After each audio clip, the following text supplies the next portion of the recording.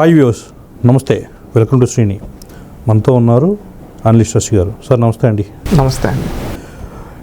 వైకాపాలో జగనన్న చేసిన పాపాలకి భావితరం నాయకులు అని చెప్పుకునే యువకులు బలవుతున్నారు అని చెప్పి అంటున్నారు. ఇప్పుడు లిక్కర్ స్కామ్లో చూసుకున్నట్లయితే వరుసగా ఒక్కొక్క పేర్లు బయటకు వస్తున్నాయి. సజ్జల భార్గవ్ అయితేనేమి ఒక పేర్లు బయటకు వస్తున్నాయి. ఒకటి మనం చూస్తే ఈరోజు భావితరం నాశనం అయింది అంటే సమాజాన్ని వీళ్ళు నాశనం చేశారని చెప్తే బాగుంటుందని నా అభిప్రాయం అండి. ఎందుకంటే వైసీపీ అనే పార్టీ ఒక విషవృక్షం ఈ సమాజంలో. ప్రతి పార్టీ రాజకీయాల్లో ఎంతోమంది పార్టీలు పెట్టిన వాళ్ళు ఉన్నారు. కొంతమంది సక్సెస్ అయిన వాళ్ళు ఉన్నారు, కొంతమంది ఫెయిల్యూర్ అయిన వాళ్ళు ఉన్నారు. కానీ వాళ్ళు ప్రజా జీవితంలో ప్రజలకు మంచి చేయాలనే ఒక లక్ష్యంతో పనిచేశారు వాళ్ళు రాజకీయాల్లో ఉన్నన్ని రోజులు. కానీ ఈ వైసీపీ పార్టీ ఏంటంటే ఎలా పుట్టిందో మనకు తెలుసు, ఏ సిద్ధాంతాలతో పుట్టిందో తెలుసు. ఏ సిద్ధాంతాలతో? పదవి కాంక్షతో పుట్టింది, అక్రమ సంపాదనను కాపాడుకోవడానికి పుట్టింది. అదేవిధంగా రాజకీయం అనే ఒక ముసుగు తొడుక్కొని ఈ న్యాయ వ్యవస్థని వీటన్నిటిని కళ్ళు గప్పి వీళ్ళు తప్పించుకోవడానికి రాజకీయం అనే ఒక ముసుగు చూపించి వీళ్ళు తప్పించుకోవాలని వీళ్ళు రాజకీయాల్లోకి వచ్చారు. ఇప్పుడు జగన్మోహన్ రెడ్డి మెయిన్గా వచ్చింది ఎందుకు?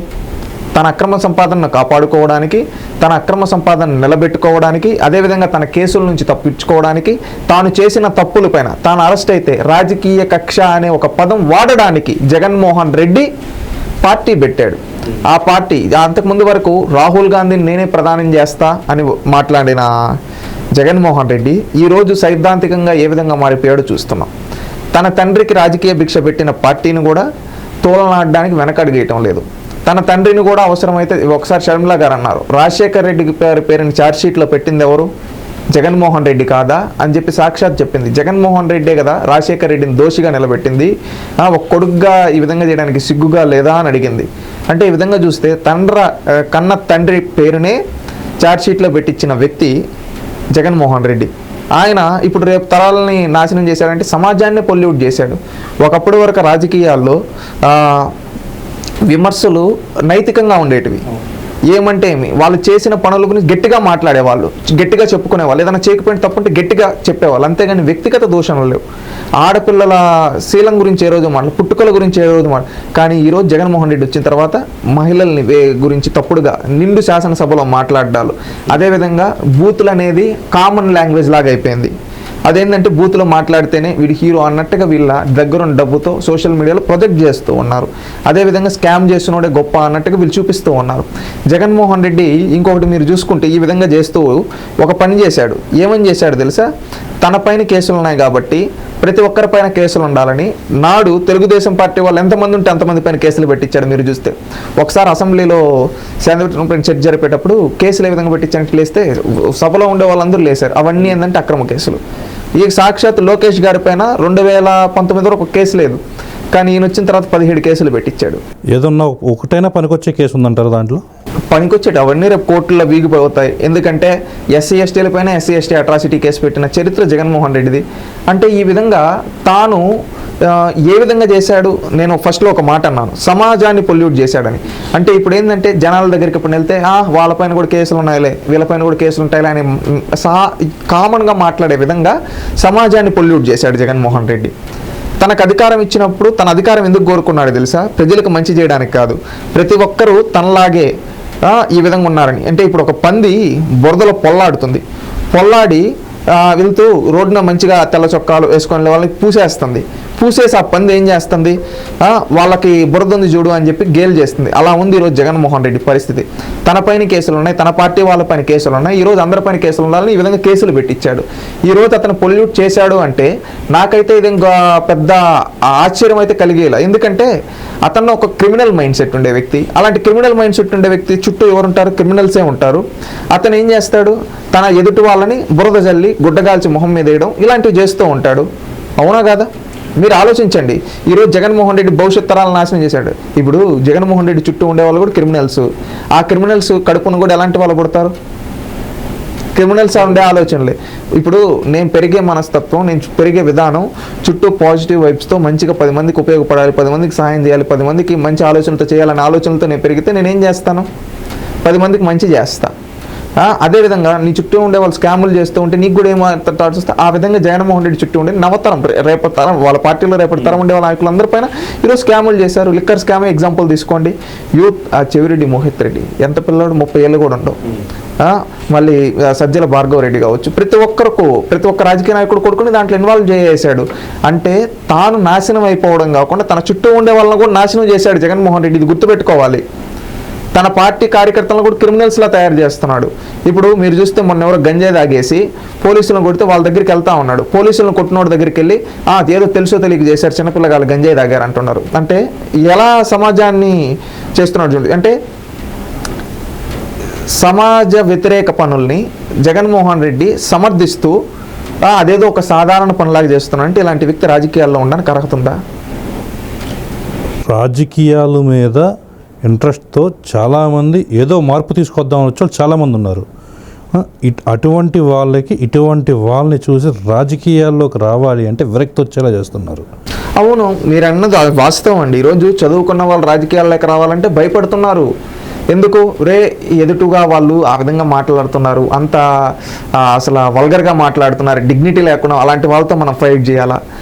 మనం ఏదో సొసైటీకి హెల్ప్ చేద్దామంటే వాళ్ళేమో స్కామ్స్ చేస్తూ ఉన్నారు. స్కామ్ చేయకపోతే అదేదో వాళ్ళకి చేతగాని విధంగా చేసి చూపిస్తూ ఉన్నారు, వక్రీకరించి చూపిస్తూ ఉన్నారు. మనం వీటిని తట్టుకోగలుగుతామని మానసికంగా ఎంతోమంది వచ్చి మనకు రాజకీయాలు వద్దులే, మనం ఏదో ఉద్యోగం చేసుకున్నామని తయారవుతున్నారు. ఎందుకంటే ఈ ఎదుటి ఇలాంటి రాజకీయాలు చూసి, జగన్మోహన్ రెడ్డి గారు లాంటి వాళ్ళని చూసి రాజకీయాలే మాకు వద్దు అనుకుంటూ ఉన్నారు.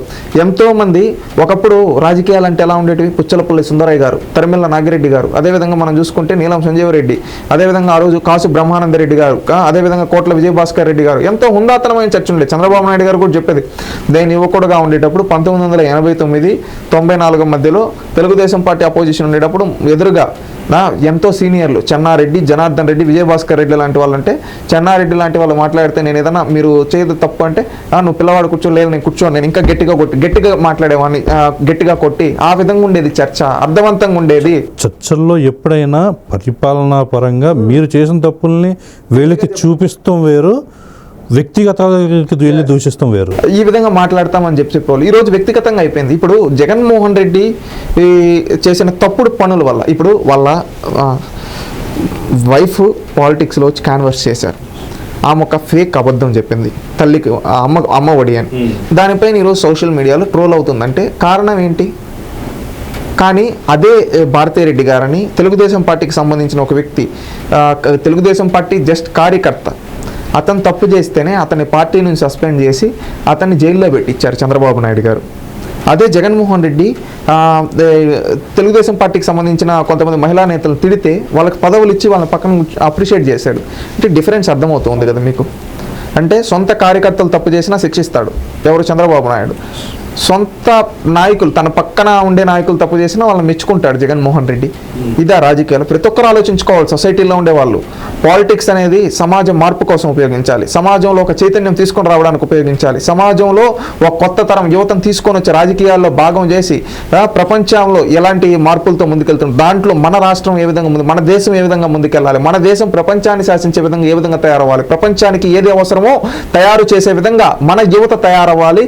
ఆ యువత రాజకీయాలు వినూత్నమైన ఆలోచనలు చేసి ప్రజలకు ఏ విధంగా పరిపాలన దగ్గర చేయగలుగుతాం, అదేవిధంగా ప్రజలకి మనం ఒక ట్రాన్స్పరెన్సీ పాలిటిక్స్లోనే కాదు ప్రతి ఒక్క డిపార్ట్మెంట్లో ఏ విధంగా ట్రాన్స్పరెన్సీ తీసుకొని రాగలుగుతాం, ఆ డిపార్ట్మెంట్ల పరంగా ఏ విధంగా చేయగలుగుతామని ఆలోచనలు చేసే యువతను ముందుకు తీసుకొని రావాలి. ఆ విధంగా వచ్చి ఆ విధంగా ఆలోచన చేయాలి పరిపాలన చేసేవాళ్ళు. ఈరోజు చంద్రబాబు నాయుడు గారు ఉన్నారండి, జగన్మోహన్ రెడ్డి గారు కూడా ముఖ్యమంత్రిగా చేశారు. నేను రాష్ట్రంలో ఉండే యువతకి, రాష్ట్రంలో ఉండే ప్రజలందరినీ ఒక్కసారి ఆలోచించమంటున్నా. జగన్మోహన్ రెడ్డి ఏ రోజన్నా ఏ శాఖ పైన రివ్యూ చేసి చూసామా? ఏ శాఖ పైన కనీసం పట్టుందా? దాదాపుగా డిపార్ట్మెంట్స్ 40 డిపార్ట్మెంట్ల దాకా శాఖలు ఉంటాయి. దానికి వేరే మంత్రులు ఉంటారు, దానికి సంబంధించి ప్రిన్సిపల్ సెక్రటరీలు, అదేవిధంగా దానికి సంబంధించి చీఫ్ సెక్రటరీ, గవర్నమెంట్కి సంబంధించి చీఫ్ సెక్రటరీ కావచ్చు, ఆ డిపార్ట్మెంట్ సెక్రటరీస్ ఈ విధంగా ఉంటారు. ఈ విధంగా ఉండేటప్పుడు ఏ రోజన్నా జగన్మోహన్ రెడ్డి రివ్యూ చేశాడా? ఏ శాఖ పైన పట్టుందా? ఎంతమంది అధికారులు ఉంటారు? వాళ్ళపైన ఏ రోజన్నా కనీసం కనీసం రివ్యూ చేశాడు. అదే ఈరోజు చంద్రబాబు నాయుడు గారు చూస్తే ప్రతి శాఖ పైన రివ్యూ చేస్తాడు. ఎందుకు చేస్తాడు ఆయన? రేపటి తరం బాగుండాలి, ప్రతి శాఖలో మనం ఎన్ని మార్పులు చేయగలుగుతాం, ఆ విధంగా మనం మార్పులు తీసుకోవాలి. ఒక టూరిజం డెవలప్ చేయాలి, ఒక ఇరిగేషన్ ప్రాజెక్టులు మనం ఏ విధంగా చేయగలుగుతాం, మేజర్ ప్రాజెక్ట్స్ కాడ నుంచి మినీ ఇరిగేషన్ ప్రాజెక్ట్స్ వరకు, చిన్న చిన్న కాలువల వరకు, ఈ పనులన్నీ చంద్రబాబు నాయుడు గారు అద్భుతంగా రివ్యూ చేస్తారు. అదేవిధంగా టూరిజంలో పెద్ద పెద్ద ఎక్కడెక్కడ మనకు టూరిజం ప్లేసెస్ ఉన్నాయి, అవుట్ని ఏ విధంగా డెవలప్ చేయగలుగుతాం. అదేవిధంగా ఇప్పుడు ఎనర్జీ సెక్టార్ ఉంది, ఒకప్పుడు మనమే తీసుకొని వచ్చాం ట్రాన్స్కో, జెన్కో, డిస్కమ్ అని, ఇప్పుడు కొత్తగా గ్రీన్ ఎనర్జీ అని వస్తుంది, H2O అని. వీటన్నిటిని మనం ఏ విధంగా డెవలప్ చేయాలి అని ఆలోచిస్తూ ఉన్నారు, కొత్త ఆలోచనలు చేస్తూ ఉన్నారు. ఏ విభాగానికి వెళ్ళినా ఏ విధంగా అభివృద్ధి చేయాలి అనేది, దాన్ని ఏ విధంగా ముందు తీసుకెళ్ళాలి, యువతకి ప్రజలకి ఏ విధంగా ఉపయోగపడాలి అని చూసే వ్యక్తిత్వం ఉన్న నాయకుడు చంద్రబాబు నాయుడు గారు. అదేవిధంగా జగన్మోహన్ రెడ్డి గారు ఏం చేశారు? అసలు ఏం చేశారంటే ఏమీ చేయలేదు. ఆయన ఏం చేశాడు? ఇంట్లో కూర్చొని సోషల్ మీడియాలో ఎవరన్నా మాకు ఇది రాలేదంటే వాళ్ళపైన కేసులు పెట్టడం చేశాడు. ఆ రోజు ఏంటంటే తెలుగుదేశం పార్టీ వాళ్ళు ఉన్నమాట వాళ్ళపైన అక్రమ కేసులు పెట్టడం చేశాడు. ఇంట్లో కూర్చొని తన సొంత చెల్లిపైన క్యారెక్టర్ అసాసినేషన్ చేయడం చేశాడు. తన సొంత తల్లిపైనే కేసు వేసుకొని సమాజంలో కొడుకంటే ఎలా ఉండకూడదో, అన్నంటే ఎలా ఉండకూడదో, అన్న కొడుకంటే ఎలా ఉండకూడదో, సమాజంలో ఒక నాయకుడు ఎలా ఉండకూడదో చేసి చూపించాడు. ఈరోజు ఒక నాయకుడు ఎలా ఉండకూడదు అంటే జగన్మోహన్ రెడ్డిని చేసి చూపిస్తే చాలు. అదే ఒక నాయకుడు ఎలా ఉండాలంటే చంద్రబాబు నాయుడు గారిని చూపిస్తే చాలు. నేను యువకుడిని అని చెప్పుకొని జగన్మోహన్ రెడ్డి ఫీల్డ్ లేక వచ్చి కనీసం ఏ రోజు రివ్యూ చేయకపోతే ఈరోజు ప్రతి శాఖ పైన రివ్యూ చేస్తూ మార్పులు తీసుకొని వస్తూ ఈ తరానికి కూడా ఒక ఛాలెంజ్ విసురుతూ నవ యువకుడుగా ఈరోజు పరిపాలన సాగిస్తున్నాడు చంద్రబాబు నాయుడు గారు. ఒకటి గుర్తుపెట్టుకోవాల్సింది ఏంటంటే, మీరు అడిగిన దానికి ఫైనల్ కన్క్లూజన్ ఒక మాట చెప్తాను. Jaganmohan Reddy criminal mind set ఉండే వ్యక్తి, తన చుట్టూ క్రిమినల్స్ని, రేపటి తనతో ఉండే వాళ్ళందరినీ ఏంటంటే క్రిమినల్స్గానే తయారు చేస్తాడు.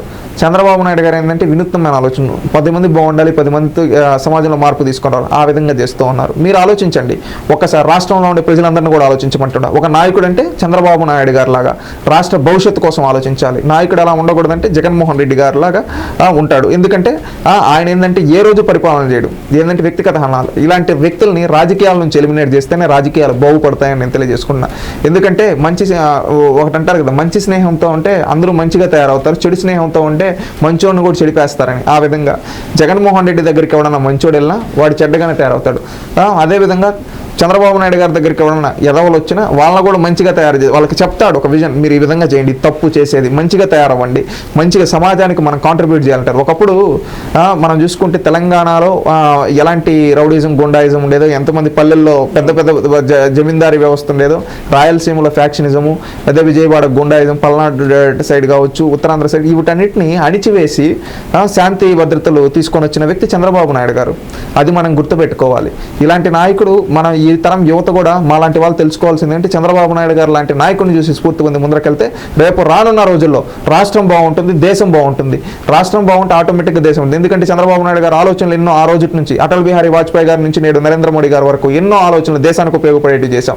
ఏంటంటే మా పార్టీ ప్రాంతీయ పార్టీ అయినా భావాలు, జాతీయ భావాలతో ముందుకెళ్లిన పార్టీ తెలుగుదేశం పార్టీ. ఇలాంటి పార్టీ స్ఫూర్తితో తీసుకొని యువకులు కొత్తగా రాజకీయాల్లోకి రావాలి, ఒక మార్పు, ఇలాంటి బూతులు మాట్లాడే వాళ్ళని రాజకీయాల నుంచి ఎలిమినేట్ చేసి కొత్త తరం వచ్చి సమాజ అభివృద్ధిలో భాగస్వాములు అవ్వాలని కోరుకుంటున్నాం.